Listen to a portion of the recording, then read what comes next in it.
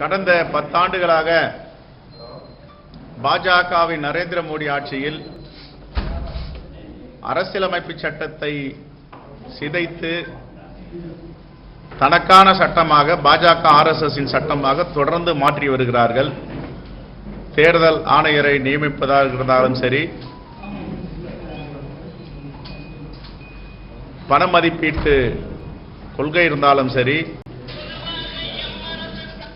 வேளாண்மை புதிய திருத்த சட்டங்கள் இருந்தாலும் சரி,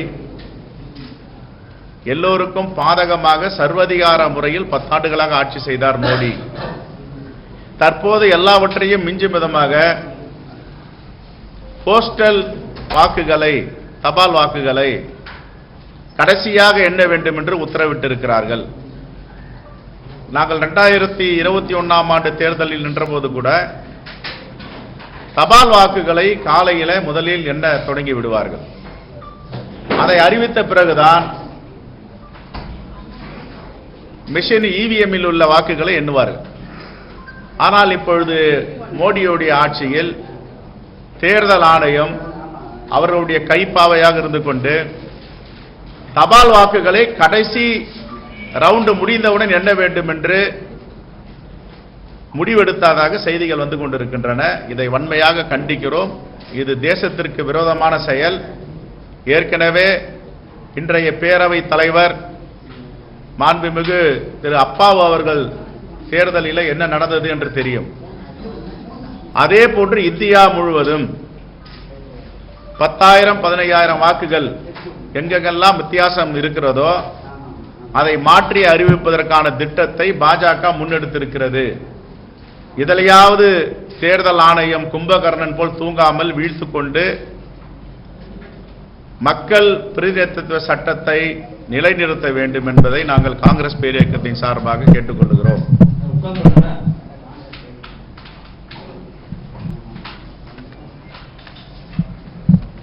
தியானம் இன்றைக்கு நிறைவு நாளாக தியானத்தில் ஈடுபட்டுக் கொண்டிருக்கிறார். நாம் எல்லாம் பட்டினத்தார் தியானத்தை கேள்விப்பட்டு இருக்கிறோம். பாம்பன் சுவாமிகள் உடைய தியானத்தை எல்லாம் கேள்விப்பட்டு இருக்கிறோம். அந்த மகான்கள் தியானம் செய்தது மக்களுடைய நலனுக்காகவும் நாட்டுடைய நலனுக்காகவும் மேற்கொண்டார்கள். அனைத்து தரப்பு மக்களும் மகிழ்ச்சியோடு வாழ வேண்டும். இதுதான் தியானத்துடைய பொருள். யாரும் விளம்பரம் தேடிக்கொள்ளாமல் அரசியலுக்காக பயன்படுத்தியதாக வரலாறே இல்லை. ஆனால் நம்முடைய பிரதமர் அவருடைய தொகுதி வாரணாசியில் ஓட்டெடுப்பு நடந்து கொண்டிருக்கிறது. இங்கே வந்து தியானம் செய்கிறார். தேர்தல் ஆணையத்திடம் இது தவறு. அவர் தியானம் செய்யலாம், அவருடைய தனிப்பட்ட முறை, அதில் எங்களுக்கு எந்தவித கருத்து வேறுபாடும் கிடையாது. ஆனால் அந்த தியானத்தை அரசியலாக மாற்றக்கூடாது, அரசியலுடைய பிரச்சாரமாக மாற்றக்கூடாது, தேர்தல் பிரச்சாரமாக அது அமைந்துவிடக்கூடாது என்று தொடர்ந்து நாங்கள் வலியுறுத்தி வருகிறோம். ஆனால் தேர்தல் ஆணையம் இதிலும் கண்ணை மூடிக்கொண்டு வேடிக்கை பார்த்து கொண்டு இருக்கிறது. கேட்டால் இது மௌன விரதம் தானே, இதில் என்ன தவறு இருக்கிறது என்று, இது மக்கள் பிரதிநிதித்துவ சட்டத்தின் கீழ் வரவில்லை என்று சொல்லுகிறார்கள். 14 கேமராவை வைத்துக் கொண்டு தியானம் செய்வது இதற்கு பேர் தியானமா? இதற்கு கூட தேர்தல் ஆணையத்திற்கு ஏன் தெரியவில்லை? தியானம் செய்பவர்கள் எந்தவித இடையூறும் இல்லாமல் அமைதியான முறையில் தனிமையில் தியானம் செய்வார்கள். 14 கேமராவை முன்பு வைத்துக் கொண்டு ஒரு மனிதன் எப்படி தியானம் செய்ய முடியும்? இதற்கு பேர் தியானமா?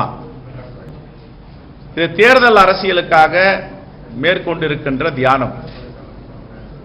எதற்காக விவேகானந்தர் தன்னுடைய வாழ்க்கையை அர்ப்பணித்து எல்லா மக்களுக்குமான ஒரு தலைவராக விளங்கினாரோ, அவருடைய சிகாகோ பேச்சுகளாகட்டும், இந்தியாவில் பேசிய உரையாகட்டும், அதற்கு நேர்மாறாக விவேகானந்தருடைய புகழை கெடுப்பதற்கும் இப்படிப்பட்ட முடிவை நரேந்திர மோடி எடுத்திருக்கிறார். இது வன்மையாக கண்டிக்கத்தக்கது.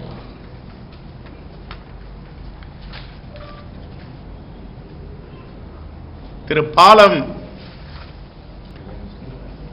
கல்யாண சுந்தரம் அவர்கள் காங்கிரஸ் பேரியக்கத்திற்கு ஒரு வேண்டுகோளை வைத்திருக்கிறார்.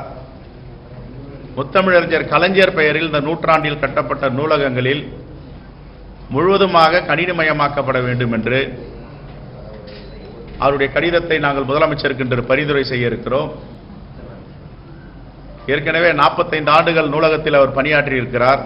அந்த அனுபவத்தை வைத்தும் மைக்ரோசாப்ட் நிறுவனத்துடைய தலைவரிடம் பேசி, கூகுள் செயல் அலுவலர் சுந்தர் பிச்சையிடம் பேசி ஒரு திட்டத்தை வகுத்து கொடுத்திருக்கிறார்.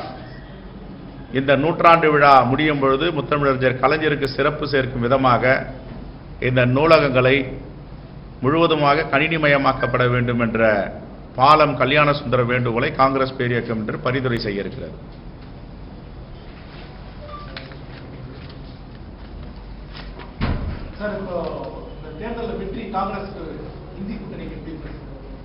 எங்க தலைவர் ராகுல் காந்தி ஏற்கனவே சொல்லிட்டாரு.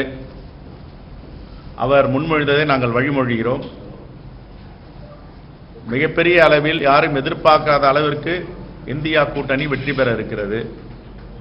ஆனால் எல்லா வேலையும் முடித்துவிட்டு வாக்கு எண்ணிக்கையின் போது விழிப்புணர்வோடு இருக்க வேண்டும்.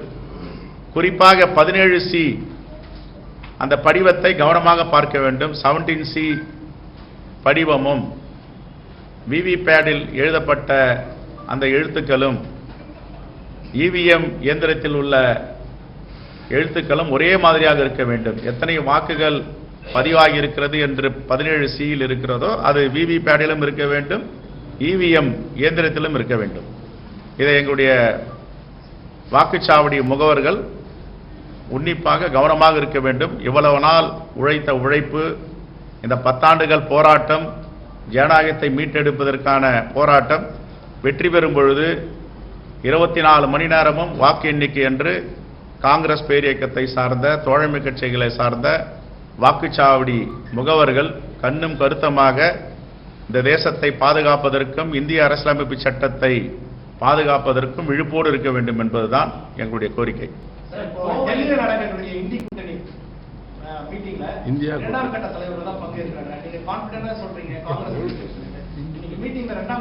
யாராவது ஒரு கட்சியில ஒரு தலைவர், அது யாருக்கு வந்துட்டான்னா இருக்கு. இப்ப நான் இங்க வர முடியல, 2 நாள் ஊர்ல இல்ல, எங்க தலைவர்கள்லாம் வந்து இங்க பத்திரிகையாளர் சந்திக்கிறாங்க, விழா எடுக்கிறாங்க. அதான் ஜனநாயகம். ஜனநாயகம் சொல்றீங்க. இந்த எக்ஸிட் போல்ல வந்து காங்கிரஸ் பிரதிநிதிகள் யாருமே வந்து பங்கேற்க கூடாது விவாத நிகழ்ச்சியில.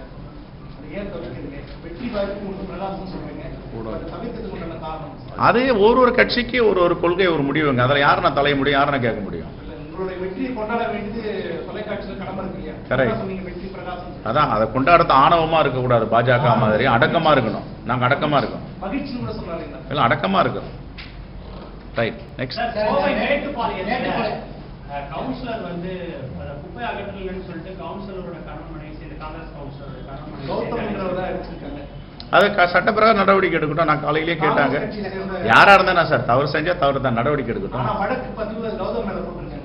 இல்லைங்க, நான் என்ன காலையில கூட கோயம்புத்தூர்ல இருந்து பேசினேன். இருங்க சார், காலையில இருந்து கோயம்புத்தூர் வந்து பேசினாங்க. காவல்துறைக்கு என்ற கடமை இருக்கு. யார் தவறு செஞ்சாலும் நடவடிக்கை எடுங்க. உண்மையான குற்றவாளியை நீங்க வழக்கு போடுங்கன்னு சொல்லியிருக்கோம். அதான் சார், விசாரணை புலன் விசாரணையில் அவங்க தான் தவறு செஞ்சாங்கன்னு சொன்னா அவங்க மேல புலன் விசாரணை செய்ய வேண்டியதானே?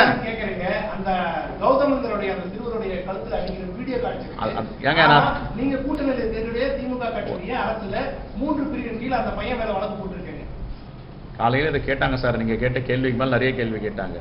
காங்கிரசுடைய நிலைப்பாடுன்னா யாரா இருந்தாலும் தவறு செய்தால் புலன் விசாரணை தெரிய வந்தால் நடவடிக்கை எடுங்க, அவர் மேல வழக்கு பதிவு செய்யுங்க, சிறைக்கு அனுப்புங்க, நீதிமன்றம் தண்டனை வாங்கிட்டாங்க.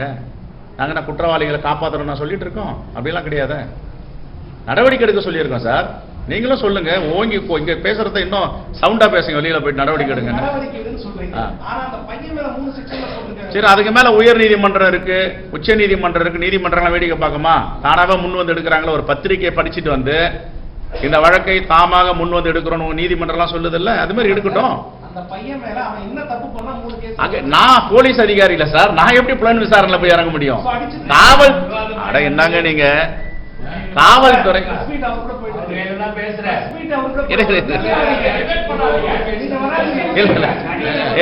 ஒரு வருஷம் இங்க பாருங்க பிரதர், நீங்க எந்த பத்திரிக்கை?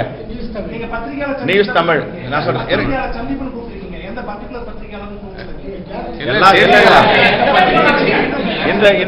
இந்த தெரிஞ்சுக்கிற உரிமை கூட கிடையாதா?